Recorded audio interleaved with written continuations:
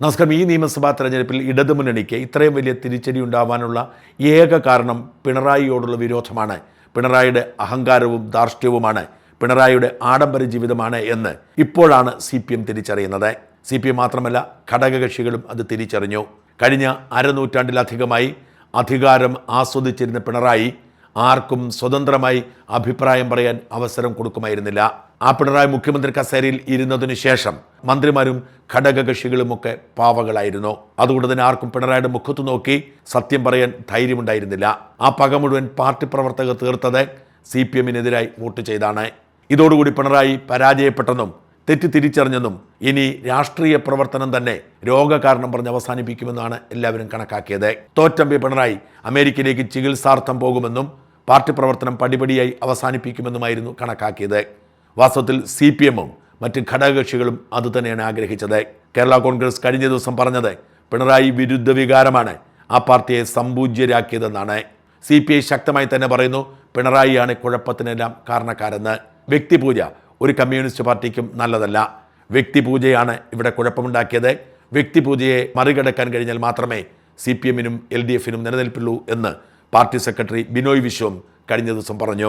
മാത്രമല്ല, ഇതുവരെ വിലപേശലിന് ധൈര്യമില്ലായിരുന്ന CPI വിലപേശലുമായി രംഗത്തെത്തി. CPIക്ക് പ്രതിപക്ഷ ഉപനേതൃസ്ഥാനം വേണം എന്നാണ് ആവശ്യം. അങ്ങനെ ഒരു പദവി നിയമപരമായി ഇല്ലെങ്കിലും 96-ൽ A വിജയകുമാർ സ്പീക്കറായിരുന്നപ്പോൾ മുതൽ അങ്ങനെയൊരു കീഴ്വഴക്കമുണ്ട്. കോൺഗ്രസ് പാർട്ടി പ്രതിപക്ഷത്താവുമ്പോൾ പ്രതിപക്ഷ നേതാവും ലീഗിൻ്റെ നേതാവ് ഉപനേതാവുമാകുന്ന രീതിയുണ്ട്. തങ്ങൾക്ക് ഇക്കുറി ഉപനേതൃ പദവി കിട്ടിയേ മതിയാവൂ എന്ന് CPI വാശി പിടിക്കുകയാണ്. ഇവരുടെയൊക്കെ പൊതു ആവശ്യം പിണറായി വിജയൻ പ്രതിപക്ഷ നേതൃസ്ഥാനം ഏറ്റെടുക്കരുത് എന്നാണ്. പിണറായിയുടെ വിരോധം കൊണ്ടാണ്, പിണറായിയുടെ രീതി കൊണ്ടാണ് ഇത്രയും ഒരു തിരിച്ചടി ഉണ്ടായത്. അതുകൊണ്ട് തന്നെ പിണറായി പതിയെ രാഷ്ട്രീയം മതിയാക്കണം. ആസ്വദിക്കാവുന്നതിന് പരമാവധി ജീവിതം ആസ്വദിച്ചു, അധികാരം ആസ്വദിച്ചു. പുതിയൊരു നേതൃത്വം ഉണ്ടാവട്ടെ എന്ന വിചാരം പാർട്ടി പ്രവർത്തകർക്കിടയിലും പാർട്ടി നേതാക്കൾക്കിടയിലുമുണ്ട്. ശൈലജ ടീച്ചറിനെ പേരാവൂർ കൊണ്ടുപോയി ഈ UDF തരംഗകാലത്ത് നിർത്തി തോൽപ്പിച്ചത് പിണറായിയുടെ ആധിപത്യം തുടരാതിരിക്കാനാണ് എന്നാണ് നിഗമനം. അതുകൊണ്ട് തന്നെ പുതിയ പ്രതിപക്ഷ നേതാവിനെ കൊണ്ടുവരണം എന്ന മുറവിളി ഉയരുന്നു. പിണറായിയുടെ രണ്ടാം മന്ത്രിസഭയിൽ പേരുദോഷമധികം കേൾപ്പിക്കാതെ കടന്നുപോയ ബാലഗോപാൽ കേന്ദ്ര കമ്മിറ്റി അംഗമാണ്, പാർട്ടി സെക്രട്ടേറിയറ്റ് അംഗമാണ്, ജയിച്ചിട്ടുണ്ട്. അതുകൊണ്ട് ബാലഗോപാൽ പ്രതിപക്ഷ നേതാവട്ടെ എന്നാണ് പാർട്ടി പ്രവർത്തകരുടെ പൊതുനിലപാട്. എന്നാൽ പിണറായി ഇതൊന്നും കേൾക്കുന്നില്ല. അധികാരമില്ലാതെ ജീവിക്കാൻ പിണറായിക്ക് കഴിയാത്ത സാഹചര്യമുണ്ടാവുന്നു.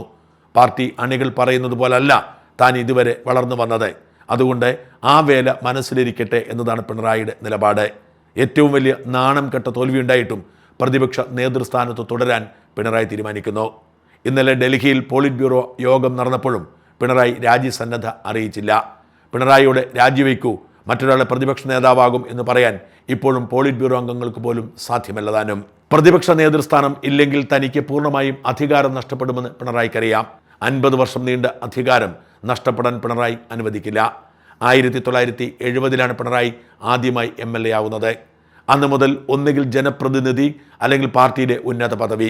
കണ്ണൂർ ജില്ലാ സെക്രട്ടറി ആയിരുന്നു. 18 വർഷം പിണറായി വിജയൻ പാർട്ടിയുടെ സംസ്ഥാന സെക്രട്ടറി ആയിരുന്നു. 10 വർഷം മുഖ്യമന്ത്രി കസേരയിലും ഇരുന്നു. എന്ന് വെച്ചാൽ 28 വർഷം ഏറ്റവും ഉന്നതമായ പദവിയിൽ തുടർച്ചയായിരുന്ന ആളാണ് പിണറായി വിജയൻ. മുഖ്യമന്ത്രിക്ക് തുല്യമായ പദവിയാണ് പാർട്ടി സെക്രട്ടറിയുടേത് എന്ന് പറയേണ്ടതില്ല. പാർട്ടിയെ, സംസ്ഥാനത്തെ നിയന്ത്രിച്ചിരുന്നത് പിണറായിയാണ് 3 പതിറ്റാണ്ടായി.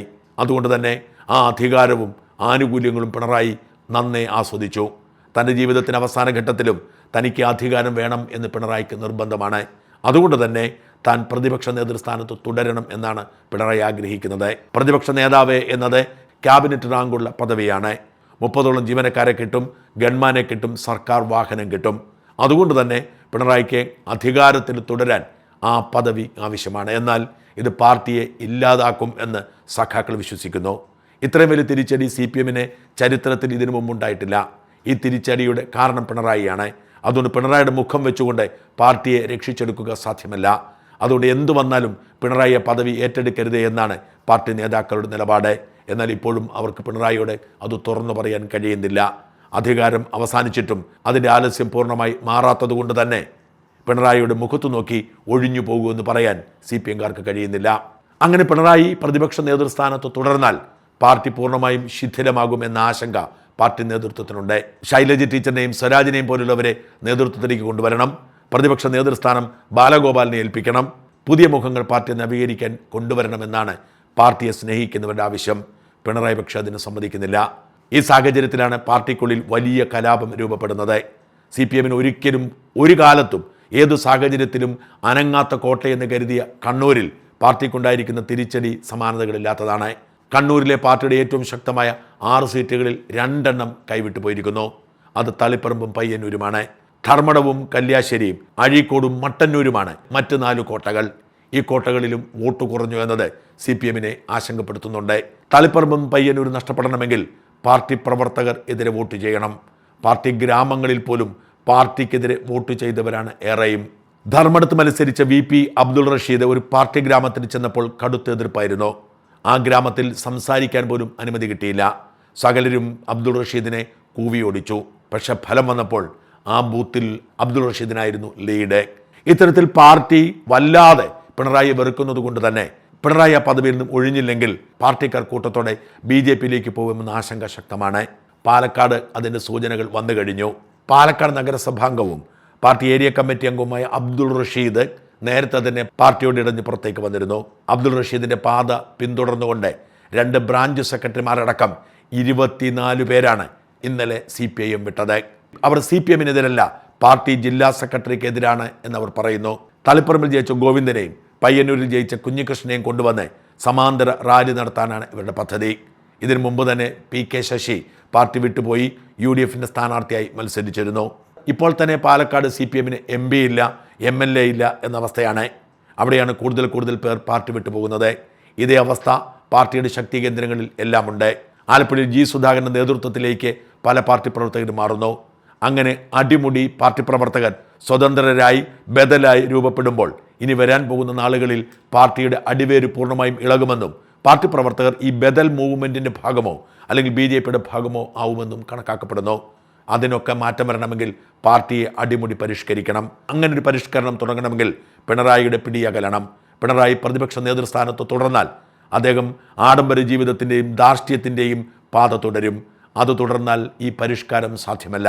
CPMൽ വലിയ കലാപം രൂപപ്പെടുകയാണ്. മുതിർന്ന നേതാക്കൾ പലരും അവസരത്തിന് വേണ്ടി കാത്തിരിക്കുകയാണ്. അവിടെയും ഇവിടെയും ഒക്കെ കലാപം ആരംഭിച്ചെങ്കിലും പൊതുവായി ഒരു ശാന്തത നിലനിൽക്കാൻ കാരണം party polit bureau secretary MA ബേബിയുടെ പ്രസ്താവനയാണ്.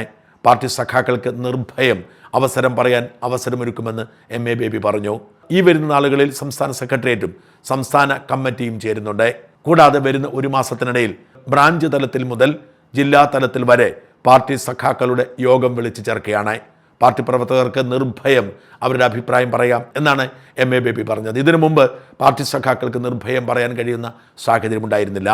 ഈ നിർഭയമുള്ള വെളിപ്പെടുത്തൽ വലിയ പിണറായി വിരുദ്ധ വികാരമായി മാറുമെന്നും ആ വികാരം കത്തിപ്പടരുന്നതോടെ പിണറായിക്ക് അടിയറവ് പറയേണ്ടി വരുമെന്നും പലരും കണക്ക് കൂട്ടുന്നുണ്ട്. അത്തരമൊരു സാഹചര്യം ഒഴിവാക്കാൻ പിണറായി പരിശ്രമിക്കുകയും ചെയ്യുന്നു. കോടിയേരി ബാലകൃഷ്ണൻ്റെ ഭാര്യ വിനോദിനി അടക്കം പാർട്ടിയോട് ചേർന്ന് നിന്ന പലരും അസ്വസ്ഥരാണെന്നും അവർക്ക് പിണറായിയുടെ നാശം ആരംഭിക്കുന്നു എന്നുമുള്ള സൂചനകൾ പുറത്തു വരുന്നുണ്ട്. അതുകൊണ്ടാണ് TK ഗോവിന്ദനെയും ഭാര്യയെയും കോടിയേരി ബാലകൃഷ്ണൻ്റെ വീട്ടിൽ അവർ സ്വീകരിച്ചത്. എന്തായാലും CPMൽ വലിയൊരു ഉരുൾപൊട്ടൽ ആരംഭിച്ചിരിക്കുന്നു. അത് എത്ര ശക്തമായി പ്രകടമാകും എന്ന് മാത്രമേ അറിയാനുള്ളൂ. മരിക്കുന്നതുവരെ അധികാരത്തിൽ തുടരാൻ ആഗ്രഹിക്കുന്ന പിണറായി പ്രതിപക്ഷ നേതൃസ്ഥാനം നിലനിന്നാൽ CPMനെ പിടിച്ചു നിൽക്കാനോ നവീകരിക്കാനോ കഴിയാത്ത സാഹചര്യം ഉണ്ടാവുമെന്ന് സഖാക്കൾ പറഞ്ഞിട്ടും പിണറായിക്ക് മാത്രം മനസ്സിലാവുന്നില്ല.